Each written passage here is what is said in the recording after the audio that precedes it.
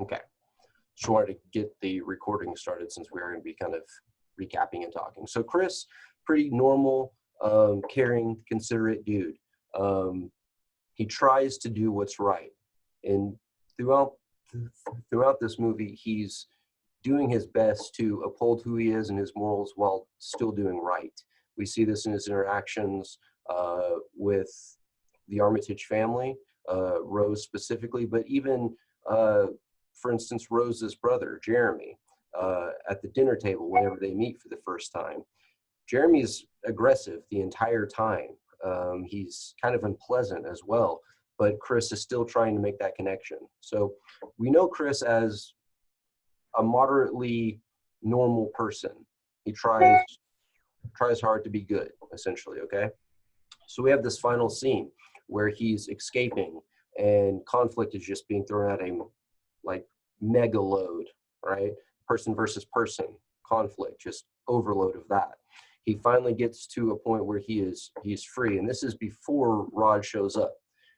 He gets the upper hand the minute he takes that picture, and he breaks the trance that the person who the grandfather character has been fused with through the coagula experiment or procedure or whatever, right? So he gets the upper hand right there. At that point, he's pretty much saved. So he goes to basically kill Rose. He starts to choke her and he stops. Now, the grimace, this is the thing that people in the past in this class have come back to. Well, he didn't end up killing her because it's what she wanted. Maybe. But why would she want that? Open forum. Why do you think that she would want him to kill her?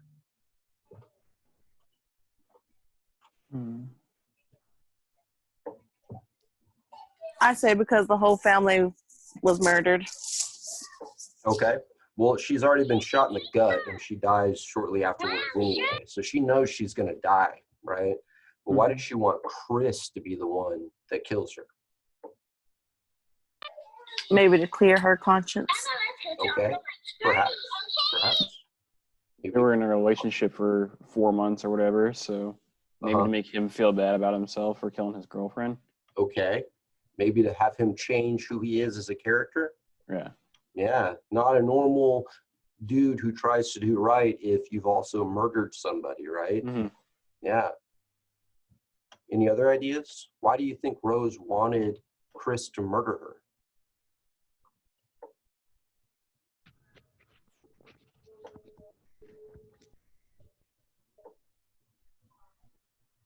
He's still taking responsibility for his mom's death, so it could be like another psychological issue for him if he has to kill Rose. Mm-hmm. So okay.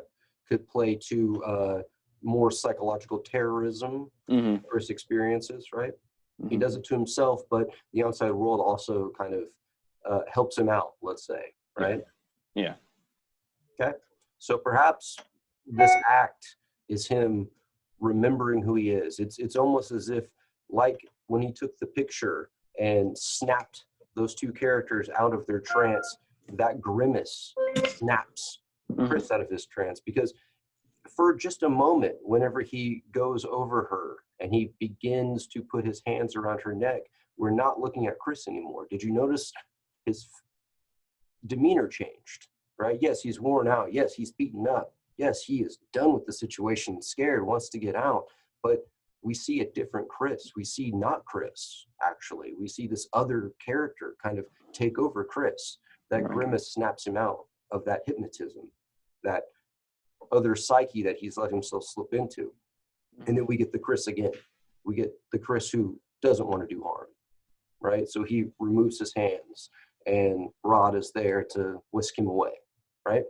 So the appropriateness of this resolution as it relates to Chris the character, this is what you'll need to focus on for the essay, all right? That's the bulk of the essay, focusing on that scene and how the film and the story resolves itself. Now, additionally, we need to be talking about scenes within the film that have resolution in them. Now, all of them do, but the resolution of these scenes and the scene themselves are sometimes more impactful than others. For instance, very early on in the film, whenever Chris and Rose are driving to her parents' house and they hit the deer, and Chris, for some reason, needs to get out of the car and see what happened. And he sees the deer dead on the side of the road. We don't know at that moment what's going on, but we can tell that there's a significance there. Here we have an open-ended resolution, right? We've talked about two different types, open-ended and straightforward. That one with deer, definitely open-ended, right? Because it's setting up the psychological damage that Chris deals with due to the death of his mother, who died in a similar way. We see this again at the end of the film whenever he runs over the grandmother character, right? It's way more overt then. This is an example of a straightforward scene resolution. Now, it's a scene resolution because we cut from him standing over her body to them in the car, right? It's not continuous, okay? So we'll call that a scene cut. But him making that action would be resolution to the same topic, if you will, or the same thing that's plaguing Chris. Now, there's many, many other scenes, obviously, in this film that have resolution, both open-ended and straightforward. Examine a few of them, the ones that you feel are more impactful on A, Chris's development as a character, or B, the plot development. Either or will work. It would be great to see both in, obviously, in conjunction with the film resolution as well. Do we have any questions?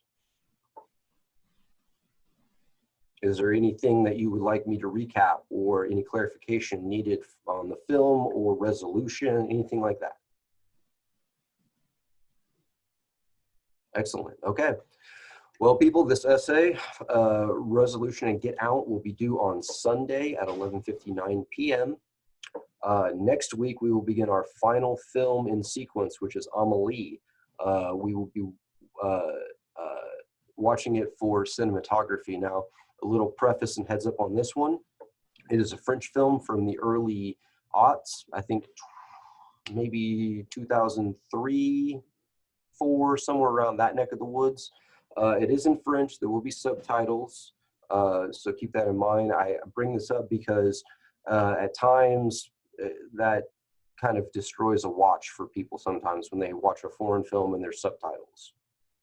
It's going to come in handy for us in this mode using Zoom, but don't let that be too much of a distraction. Hopefully you'll slip into it pretty quickly. Also, I got to bring it up.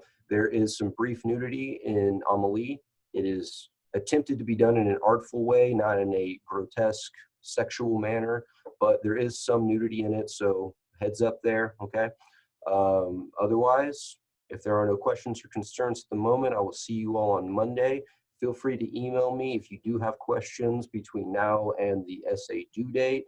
Again, Monday through Thursday, I'm here 9 to 4, so my response time on email is going to be super quick. Outside of those times, I will do my best to get back to you with answers or addressing your concerns as quickly as I can. Cool? All right. Okay, everyone. Have a great day. Have a safe day. Take care. Yeah. I have a question. Yes. Who's speaking? Haley, Haley. Okay. how do you think we should organize it? Sort of. Yeah, that's a great question. That's a great question. I would say focus, since the main focus of the essay should be on the film resolution, start there. And then the final 2 body paragraphs or so, focus on a scene resolution per body paragraph. So we'll say 2 to 3 body paragraphs talking about the resolution of the film, 1 body paragraph focusing on a particular scene, and then a second body paragraph focusing on a different scene. Does that make sense? So Okay. Okay, cool. Any other questions? Okay. Have a great day, people. all right.